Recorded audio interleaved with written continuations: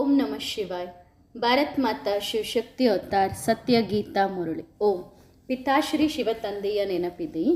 ಮುರಳಿಯ ದಿನಾಂಕ 19/2/2026. ಪ್ರಾತಃ ಕ್ಲಾಸ್ 28/9/1968. ಓಂ ನಮಃ ಶಿವಾಯ.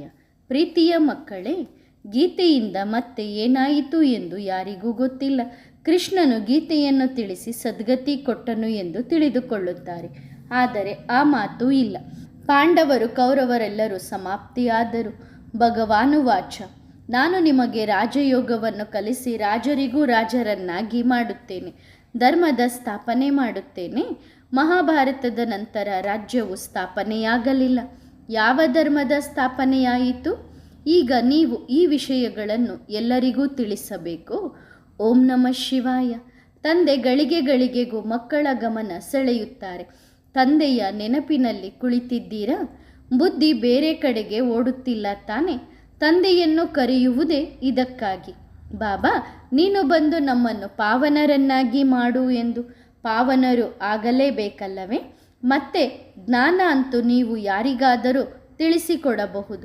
ಈ ಸೃಷ್ಟಿ ಚಕ್ರ ಹೇಗೆ ತಿರುಗುತ್ತದೆ ಎಂದು ಯಾರಿಗಾದರೂ ನೀವು ತಿಳಿಸಿದರೆ ತಕ್ಷಣ ತಿಳಿದುಕೊಳ್ಳುತ್ತಾರೆ.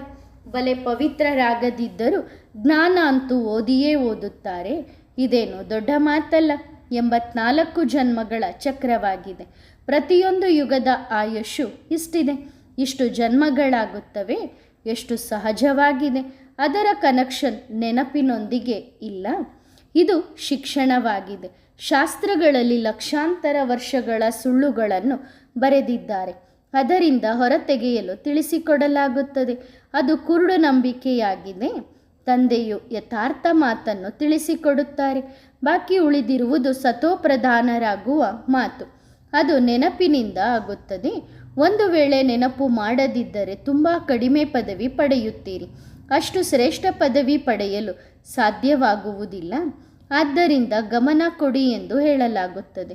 ಬುದ್ಧಿಯ ಯೋಗ ತಂದೆಯ ಜೊತೆಗಿದೆಯೇ? ಇದನ್ನೇ ಪ್ರಾಚೀನ ರಾಜಯೋಗ ಎಂದು ಕರೆಯಲಾಗುತ್ತದೆ. ಟೀಚರ್ ಜೊತೆ ಯೋಗ ಪ್ರತಿಯೊಬ್ಬರದು ಇರುತ್ತದಲ್ಲವೇ? ಮೂಲ ಮಾತು ಇರುವುದೇ ನೆನಪಿನದ್ದು. ನೆನಪಿನ ಯಾತ್ರೆಯಿಂದಲೇ ಸತೋಪ್ರಧಾನರಾಗಬೇಕು ಮತ್ತು ಸತೋಪ್ರಧಾನರಾಗಿ ಸ್ವರ್ಗಕ್ಕೆ ಹೋಗಬೇಕು. ಬಾಕಿ ಶಿಕ್ಷಣ ಬಹಳ ಸಹಜವಾಗಿದೆ. ಮಗು ಕೂಡ ತಿಳಿದುಕೊಳ್ಳಬಹುದು. ಬಾಕಿ ಮಾಯೆಯ ಯುದ್ಧ ಆ ನೆನಪಿನಲ್ಲಿಯೇ ನಡೆಯುತ್ತದೆ. ನೀವು ತಂದೆಯನ್ನು ನೆನಪು ಮಾಡುತ್ತೀರಿ. ಮಾಯೆ ಮತ್ತೆ ತನ್ನ ಕಡೆಗೆ ಸೆಳೆದು ನೆನಪನ್ನು ಮರೆಸುತ್ತದೆ. ನನ್ನಲ್ಲಿ ಶಿವಬಾಬಾ ಕುಳಿತಿದ್ದಾರೆ ಎಂದು ಹೀಗೆ ಯಾರೂ ಹೇಳುವುದಿಲ್ಲ. ನಾನು ಶಿವನಾಗಿದ್ದೇನೆ ಎಂದು ಅಲ್ಲ, ನಾನು ಆತ್ಮನಾಗಿದ್ದೇನೆ. ಶಿವಬಾಬನನ್ನು ನೆನಪು ಮಾಡಬೇಕು. ಹೀಗಲ್ಲ, ನನ್ನೊಳಗೆ ಶಿವಬಾಬನ ಪ್ರವೇಶತೆ ಇದೆ, ಈಗಾಗಲೂ ಸಾಧ್ಯವಿಲ್ಲ. ತಂದೆ ಹೇಳುತ್ತಾರೆ, ನಾನು ಯಾರಲ್ಲಿಯೂ ಹೋಗುವುದೇ ಇಲ್ಲ. ನಾನು ಆ ರಥದ ಮೇಲೆ ಸವಾರಿ ಮಾಡಿಯೇ ನಿಮಗೆ ತಿಳಿಸಿಕೊಡುತ್ತೇನೆ. ಹೌದು, ಯಾರಾದರೂ ಮಂದಬುದ್ಧಿಯ ಮಕ್ಕಳಿದ್ದರೆ ಮತ್ತು ಯಾರಾದರೂ ಒಳ್ಳೆಯ ಜಿಜ್ಞಾಸು ಬಂದರೆ ಅವರ ಸೇವೆಗಾಗಿ ನಾನು ಅವರಲ್ಲಿ ಪ್ರವೇಶ ಮಾಡಿ ದೃಷ್ಟಿ ಕೊಡಬಲ್ಲೆ. ಸದಾಕಾಲ ಅವರಲ್ಲಿ ಕುಳಿತುಕೊಳ್ಳಲು ಸಾಧ್ಯವಿಲ್ಲ. ಇಲ್ಲಿಯೂ ತಾತ್ಕಾಲಿಕವಾಗಿ ಬರುತ್ತೇನೆ. ಆ ಸಮಯದಲ್ಲಿ ತಂದೆ ಎಷ್ಟೇ ರೂಪ ಧಾರಣೆ ಮಾಡಬಹುದು. ಬಹುರೂಪಿಯಾಗಿದ್ದಾರೆ ಅಲ್ಲವೇ? ಬಹುರೂಪ ಧಾರಣೆ ಮಾಡಿ ಯಾರ ಕಲ್ಯಾಣವನ್ನಾದರೂ ಮಾಡಬಹುದು. ಬಾಕಿ ಹೀಗೆ ಯಾರೂ ಹೇಳುವುದಿಲ್ಲ ನನ್ನಲ್ಲಿ ಶಿವಬಾಬಾ ಇದ್ದಾರೆ ಎಂದು. ನನಗೆ ಶಿವಬಾಬಾ ಹೀಗೆ ಹೇಳುತ್ತಾರೆ? ಇಲ್ಲ, ಬಾಬಾ ಹೇಳುವುದಿಲ್ಲ. ಶಿವಬಾಬಾ ಅಂತೂ ಎಲ್ಲ ಮಕ್ಕಳಿಗೂ ತಿಳಿಸಿಕೊಡುತ್ತಾರೆ. ಮೂಲ ಮಾತು ಪಾವನರಾಗುವುದರ ಬಗ್ಗೆ ಇದೆ. ಯಾರು ಮತ್ತೆ ಪಾವನ ಪ್ರಪಂಚಕ್ಕೆ ಹೋಗುತ್ತಾರೆ? 84 ಜನ್ಮಗಳ ಚಕ್ರವನ್ನು ಯಾರಿಗಾದರೂ ಸಹಜವಾಗಿ ತಿಳಿಸಿಕೊಡಬಹುದು. ಚಿತ್ರಗಳು ಎದುರಿಗೆ ಇವೆ. ತಂದೆ ಇಲ್ಲದೆ ಇಷ್ಟು ಜ್ಞಾನ ಯಾರೂ ಕೊಡಲು ಸಾಧ್ಯವಿಲ್ಲ. ಆತ್ಮಕ್ಕೆ ಜ್ಞಾನ ಸಿಗುತ್ತದೆ. ಅದನ್ನೇ ಜ್ಞಾನದ 3ನೇ ನೇತ್ರ ಎಂದು ಕರೆಯಲಾಗುತ್ತದೆ. ಆತ್ಮಕ್ಕೆ ಸುಖ ದುಃಖವಾಗುತ್ತದೆ. ಆತ್ಮ ಹೇಳುತ್ತದೆ, ನನ್ನ ಶರೀರಕ್ಕೆ ದುಃಖವನ್ನೇಕೆ ಕೊಡುತ್ತೀರಿ? ಇದು ಹೇಳುವಂತಹ ತಿಳಿದುಕೊಳ್ಳುವಂತಹ ಆತ್ಮವಾಗಿದೆ. ಆತ್ಮನೇ ದೇವತೆಯಾಗುತ್ತದೆ. ಯಾರಾದರೂ ಬ್ಯಾರಿಸ್ಟರ್ ಅಂದರೆ ವಕೀಲ್, ಯಾರಾದರೂ ವ್ಯಾಪಾರಿ ಆದರೆ ಆತ್ಮನೇ ಆಗುತ್ತದೆ. ಈಗ ಆತ್ಮಗಳೊಂದಿಗೆ ತಂದೆ ಮಾತನಾಡುತ್ತಾರೆ, ತಮ್ಮ ಪರಿಚಯ ಕೊಡುತ್ತಾರೆ. ನೀವು ಯಾವಾಗ ದೇವಿ ದೇವತೆಗಳಾಗಿದ್ದೀರಿ ಆಗ ಮನುಷ್ಯರಾಗಿದ್ದೀರಿ, ಆದರೆ ಪವಿತ್ರ ಆತ್ಮಗಳಾಗಿದ್ದೀರಿ. ಈಗ ನೀವು ದೇವತೆಗಳಲ್ಲ, ಏಕೆಂದರೆ ಅಪವಿತ್ರರಾಗಿದ್ದೀರಿ. ಈಗ ಮತ್ತೆ ದೇವಿ ದೇವತೆಯಾಗಲು ಪವಿತ್ರರಾಗಬೇಕು. ಅದಕ್ಕಾಗಿ ತಂದೆಯನ್ನು ನೆನಪು ಮಾಡಬೇಕು. ಸಾಮಾನ್ಯವಾಗಿ ಹೀಗೆ ಹೇಳುತ್ತಾರೆ, ಬಾಬಾ ನನ್ನಿಂದ ಈ ತಪ್ಪಾಯಿತು, ನಾನು ದೇಹದ ಅಭಿಮಾನಕ್ಕೆ ಬಂದು ಬಿಟ್ಟೆ. ತಂದೆ ಕುಳಿತು ಮಕ್ಕಳಿಗೆ ತಿಳಿಸುತ್ತಾರೆ, ಮಕ್ಕಳು ಪಾವನರು ಆಗಲೇಬೇಕು, ಯಾವುದೇ ವಿಕರ್ಮ ಮಾಡಬೇಡಿ. ನೀವು ಇಲ್ಲಿ ಸರ್ವಗುಣ ಸಂಪನ್ನರಾಗಬೇಕು. ಪಾವನರಾಗಿ ನಂತರ ಮುಕ್ತಿಧಾಮಕ್ಕೆ ಹೋಗುತ್ತೀರಿ. ಬೇರೆ ಯಾವುದೇ ಪ್ರಶ್ನೆ ಕೇಳುವ ಮಾತೇ ಇಲ್ಲ. ನೀವು ನಿಮ್ಮ ಮಾತುಗಳನ್ನು ಆಡಿ ಬೇರೆ ಆತ್ಮಗಳ ಚಿಂತನೆ ಮಾಡಬೇಡಿ. ಅವರು ಹೇಳುತ್ತಾರೆ, ಯುದ್ಧದಲ್ಲಿ 2 ಕೋಟಿ ಜನ ಸತ್ತರು, ಇಷ್ಟು ಆತ್ಮಗಳು ಎಲ್ಲಿ ಹೋದವು? ಅರೆ, ಅವರು ಎಲ್ಲಿಗಾದರೂ ಹೋಗಲಿ, ಅದರಲ್ಲಿ ನಿಮಗೇನು? ನೀವು ಏಕೆ ಸಮಯವನ್ನು ವ್ಯರ್ಥ ಮಾಡುತ್ತೀರಿ? ಬೇರೆ ಯಾವುದೇ ಮಾತಿನ ಅವಶ್ಯಕತೆಯೇ ಇಲ್ಲ. ನಿಮ್ಮ ಕೆಲಸವಾಗಿದೆ ಪಾವನರಾಗಿರಿ, ಪಾವನ ಪ್ರಪಂಚದ ಮಾಲೀಕರಾಗುವುದು. ಬೇರೆ ಮಾತುಗಳಿಗೆ ಹೋದರೆ ಗೊಂದಲಕ್ಕೀಡಾಗುತ್ತೀರಿ. ಯಾರಿಗಾದರೂ ಪೂರ್ಣ ಉತ್ತರ ಸಿಗದಿದ್ದರೆ ಗೊಂದಲಕ್ಕೀಡಾಗುತ್ತಾರೆ. ತಂದೆ ಹೇಳುತ್ತಾರೆ, ಮನ್ಮನಾಭವ, ದೇಹ ಸಹಿತ ದೇಹದ ಎಲ್ಲ ಸಂಬಂಧಗಳನ್ನು ಬಿಟ್ಟು ನನ್ನೊಬ್ಬನನ್ನೇ ನೆನಪು ಮಾಡಿರಿ. ನನ್ನ ಬಳಿಯೇ ನೀವು ಬರಬೇಕಿದೆ. ಮನುಷ್ಯರು ಸಾಯುತ್ತಾರೆ, ಅವರನ್ನು ಸ್ಮಶಾನಕ್ಕೆ ಕರೆದುಕೊಂಡು ಹೋಗುತ್ತಾರೆ. ಅಲ್ಲಿ ಹೋಗಿ ಮುಖವನ್ನು ತಿರುಗಿಸುತ್ತಾರೆ, ಅಂದರೆ ಕಾಲು ಊರಿನ ಕಡೆಗೆ, ಮುಖ ಸ್ಮಶಾನದ ಕಡೆಗೆ ಮಾಡುತ್ತಾರೆ. ನಿಮ್ಮ ಮನೆ ಮೇಲಿದೆ ಅಲ್ಲವೇ? ಮೇಲೆ ಯಾವುದೇ ಪತಿತರು ಹೋಗಲು ಸಾಧ್ಯವಿಲ್ಲ. ಪಾವನರಾಗಲು ಬುದ್ಧಿಯ ಯೋಗವನ್ನು ತಂದೆಯ ಜೊತೆ ಜೋಡಿಸಬೇಕು. ತಂದೆಯ ಬಳಿ ಮುಕ್ತಿಧಾಮಕ್ಕೆ ಹೋಗಬೇಕು. ಪತಿತರಾಗಿದ್ದರೆ ಅದಕ್ಕಾಗಿಯೇ ಕರೆಯುತ್ತಾರೆ. ಹೇ ಪತಿತ ಪಾವನ ತಂದೆಯೇ, ನೀನು ಬಂದು ಪತಿತರಾದ ನಮ್ಮನ್ನು ಪಾವನರನ್ನಾಗಿ ಮಾಡು. ಬಿಡುಗಡೆ ದಾತ, ನೀನು ಬಂದು ನಮ್ಮನ್ನು ಮುಕ್ತರನ್ನಾಗಿ ಮಾಡು ಎಂದು. ಆಗ ತಂದೆ ಹೇಳುತ್ತಾರೆ, ಈಗ ಪವಿತ್ರರಾಗಿರಿ. ತಂದೆ ಯಾವ ಭಾಷೆಯಲ್ಲಿ ತಿಳಿಸಿಕೊಡುತ್ತಾರೆಯೋ ಅದರಲ್ಲಿಯೇ ಕಲ್ಪಕಲ್ಪವು ತಿಳಿಸಿಕೊಡುತ್ತಾರೆ. ಅವರ ಭಾಷೆ ಯಾವುದಾಗಿರುತ್ತದೆಯೋ ಅದರಲ್ಲಿಯೇ ತಿಳಿಸಿಕೊಡುತ್ತಾರಲ್ಲವೇ? ಇತ್ತೀಚೆಗೆ ಹಿಂದಿ ಬಹಳ ನಡೆಯುತ್ತದೆ. ಭಾಷೆ ಬದಲಾಗಬಹುದು ಎಂದೇನಿಲ್ಲ, ಆಗುವುದಿಲ್ಲ. ಸಂಸ್ಕೃತ ಭಾಷೆ ಇತ್ಯಾದಿ ದೇವತೆಗಳದ್ದೇನೂ ಅಲ್ಲ. ಹಿಂದೂ ಧರ್ಮದ ಭಾಷೆ ಸಂಸ್ಕೃತವಲ್ಲ, ಹಿಂದಿಯೇ ಬೇಕು. ಬಹಳ ಭಾಷೆಗಳು ಇಲ್ಲ. ಮತ್ತೆ ಸಂಸ್ಕೃತವನ್ನು ಏಕೆ ಎತ್ತಿಕೊಳ್ಳುತ್ತಾರೆ? ತಂದೆ ತಿಳಿಸಿಕೊಡುತ್ತಾರೆ. ಇಲ್ಲಿ ಯಾವಾಗ ಕುಳಿತುಕೊಳ್ಳುತ್ತೀರಿ ಆಗ ತಂದೆಯ ನೆನಪಿನಲ್ಲಿಯೇ ಕುಳಿತುಕೊಳ್ಳಬೇಕು. ಬೇರೆ ಯಾವುದೇ ಮಾತುಗಳಿಗೆ ನೀವು ಹೋಗಲೇಬೇಡಿ. ಎಷ್ಟೊಂದು ಸೊಳ್ಳೆಗಳು ಬರುತ್ತವೆ, ಎಲ್ಲಿಗೆ ಹೋಗುತ್ತವೆ? ಆತ್ಮಗಳು ಎಲ್ಲಿಗೆ ಹೋಗುತ್ತವೆ? ಭೂಕಂಪದಲ್ಲಿ ಬಹಳಷ್ಟು ಮನುಷ್ಯರು ತಟ್ಟೆಂದು ಸತ್ತು ಹೋಗುತ್ತಾರೆ. ಅವರೆಲ್ಲರೂ ಎಲ್ಲಿಗೆ ಹೋಗುತ್ತಾರೆ? ಆ ವಿಚಾರದಲ್ಲಿ ನಿಮಗೇನು? ತಂದೆ ನಿಮಗೆ ಶ್ರೀಮತ ಕೊಟ್ಟಿದ್ದಾರೆ, ನಿಮ್ಮ ಉನ್ನತಿಗಾಗಿ ಪುರುಷಾರ್ಥ ಮಾಡಿರಿ ಎಂದು. ಬೇರೆಯವರ ಚಿಂತೆಗೆ ಹೋಗಬೇಡಿ. ಹೀಗೆ ಅನೇಕ ಮಾತುಗಳ ಚಿಂತನೆಯಾಗಿ ಬಿಡುತ್ತದೆ. ನೀವು ನನ್ನನ್ನು ನೆನಪು ಮಾಡಿ, ಆಗ ಪಾಪಗಳು ಕತ್ತರಿಸುತ್ತವೆ. ಇದಕ್ಕಾಗಿಯೇ ಕರೆದಿದ್ದೀರಿ. ಆ ಯುಕ್ತಿಯಲ್ಲಂತೂ ನಡೆಯಿರಿ. ನೀವು ತಂದೆಯಿಂದ ಆಸ್ತಿ ಪಡೆಯಬೇಕು, ಬೇರೆ ಮಾತುಗಳಿಗೆ ಹೋಗಬಾರದು. ಆದ್ದರಿಂದ ಬಾಬಾ ಗಳಿಗೆಗೆ ಹೇಳುತ್ತಾರೆ, ಮಕ್ಕಳೇ ಗಮನ ಕೊಡಿ, ಎಲ್ಲಿಯೂ ನಿಮ್ಮ ಬುದ್ಧಿ ಹೋಗಬಾರದು. ಭಗವಂತನ ಶ್ರೀಮತವನ್ನು ಪಾಲಿಸಬೇಕಲ್ಲವೇ? ಬೇರೆ ಯಾವುದೇ ಮಾತಿನಲ್ಲಿ ಲಾಭವಿಲ್ಲ. ಮುಖ್ಯ ಮಾತು ಪಾವನರಾಗುವುದಾಗಿದೆ. ಇದನ್ನು ಪಕ್ಕಾ ನೆನಪಿಟ್ಟುಕೊಳ್ಳಿ. ಬಾಬಾ ನಮ್ಮ ತಂದೆಯೂ ಆಗಿದ್ದಾರೆ, ಟೀಚರ್ ಆಗಿದ್ದಾರೆ, ಸದ್ಗುರು ಕೂಡ ಆಗಿದ್ದಾರೆ. ಇದನ್ನು ಅವಶ್ಯವಾಗಿ ಹೃದಯದಲ್ಲಿ ನೆನಪಿಟ್ಟುಕೊಳ್ಳಬೇಕು. ತಂದೆಯೂ ಆಗಿದ್ದಾರೆ, ನಮಗೆ ಓದಿಸುತ್ತಾರೆ ಕೂಡ, ಯೋಗ ಕಲಿಸುತ್ತಾರೆ. ಟೀಚರ್ ಓದಿಸುವಾಗ ಬುದ್ಧಿಯ ಯೋಗ ಟೀಚರ್ ಜೊತೆಗೆ ಹೋಗುತ್ತದೆ ಅಲ್ಲವೇ? ಶಿಕ್ಷಣದ ಕಡೆಗೆ ಹೋಗುತ್ತದೆ. ತಂದೆ ಕೂಡ ಹೇಳುತ್ತಾರೆ, ನೀವು ತಂದೆಯವರಾಗಿ ಬಿಟ್ಟಿದ್ದೀರಿ, ಮಕ್ಕಳೂ ಆಗಿದ್ದೀರಿ, ಅದಕ್ಕೆ ಇಲ್ಲಿ ಕುಳಿತಿದ್ದೀರಿ. ಟೀಚರ್ನಿಂದ ಓದುತ್ತಿದ್ದೀರಿ. ಎಲ್ಲೇ ಇದ್ದರೂ ತಂದೆಯ ಮಕ್ಕಳು ಆಗಿದ್ದೀರಿ. ಮತ್ತೆ ಶಿಕ್ಷಣದ ಕಡೆಗೆ ಅಟೆನ್ಷನ್ ಕೊಡಬೇಕು. ಶಿವಬಾಬರವರನ್ನು ನೆನಪು ಮಾಡಿದರೆ ವಿಕರ್ಮಗಳು ವಿನಾಶವಾಗುತ್ತವೆ ಮತ್ತು ನೀವು ಸತೋಪ್ರಧಾನರಾಗಿ ಬಿಡುತ್ತೀರಿ. ಈ ಜ್ಞಾನ ಬೇರೆ ಯಾರೂ ಕೊಡಲು ಸಾಧ್ಯವಿಲ್ಲ. ಮನುಷ್ಯರು ಘೋರ ಅಂಧಕಾರದಲ್ಲಿದ್ದಾರೆ ಅಲ್ಲವೇ? ಜ್ಞಾನದಲ್ಲಿ ನೋಡಿ ಎಷ್ಟೊಂದು ಶಕ್ತಿ ಇದೆ. ಈ ಶಕ್ತಿ ಎಲ್ಲಿಂದ ಸಿಗುತ್ತದೆ? ತಂದೆಯಿಂದ ಇಷ್ಟೊಂದು ಶಕ್ತಿ ಸಿಗುತ್ತದೆ. ಇದರಿಂದ ನೀವು ಪಾವನರಾಗುತ್ತೀರಿ. ಮತ್ತು ಈ ಶಿಕ್ಷಣ ಕೂಡ ಬಹಳ ಸಹಜವಾಗಿದೆ.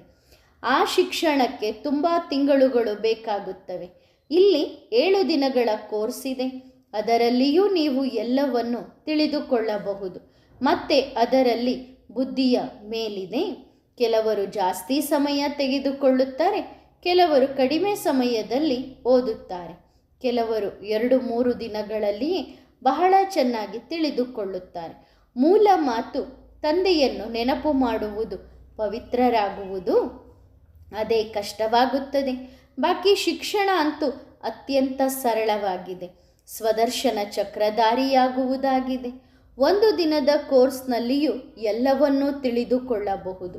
ನಾವು ಆತ್ಮನಾಗಿದ್ದೇವೆ, ಬೇಹದ್ದಿನ ತಂದೆಯ ಸಂತಾನರಾಗಿದ್ದೇವೆ ಎಂದ ಮೇಲೆ ಅವಶ್ಯವಾಗಿ ನಾವು ವಿಶ್ವದ ಮಾಲೀಕರಾದೆವು.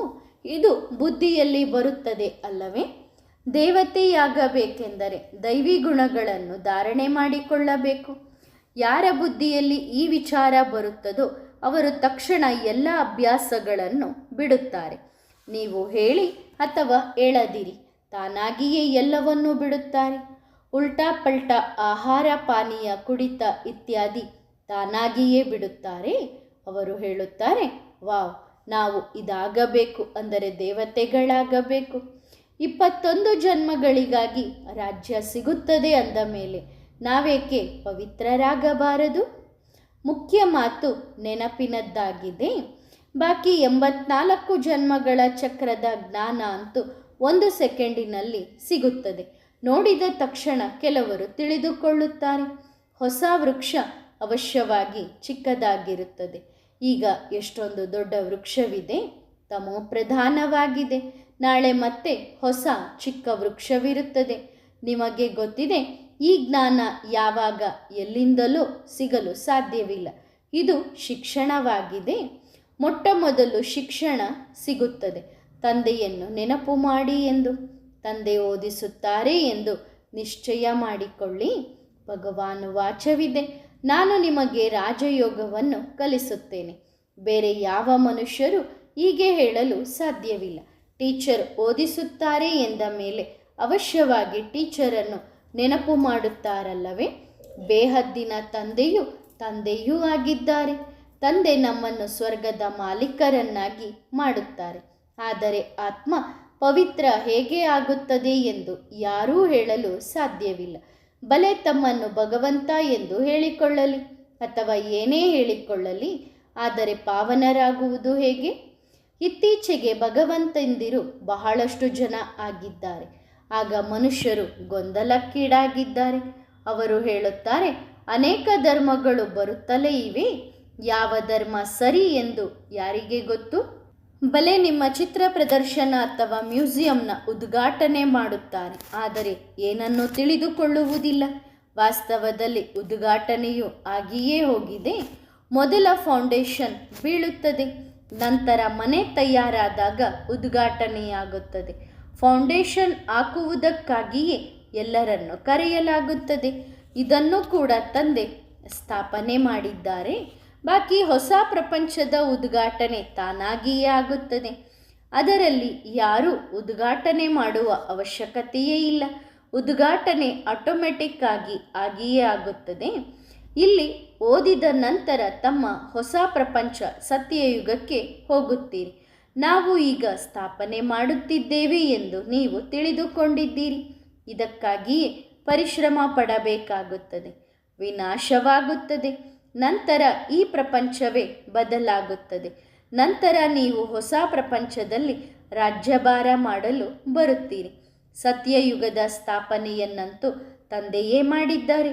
ನಂತರ ನೀವು ಬಂದರೆ ಸ್ವರ್ಗದ ರಾಜಧಾನಿ ಸಿಗುತ್ತದೆ. ಬಾಕಿ ಉದ್ಘಾಟನೆಯ ಸಮಾರಂಭ ಯಾರು ಮಾಡುತ್ತಾರೆ? ತಂದೆ ಸ್ವರ್ಗದಲ್ಲಿ ಬರುವುದೇ ಇಲ್ಲ. ಮುಂದೆ ಹೋಗಿ ಸ್ವರ್ಗದಲ್ಲಿ ಏನಾಗುತ್ತದೆ ಎಂದು ನೋಡಬೇಕಿದೆ.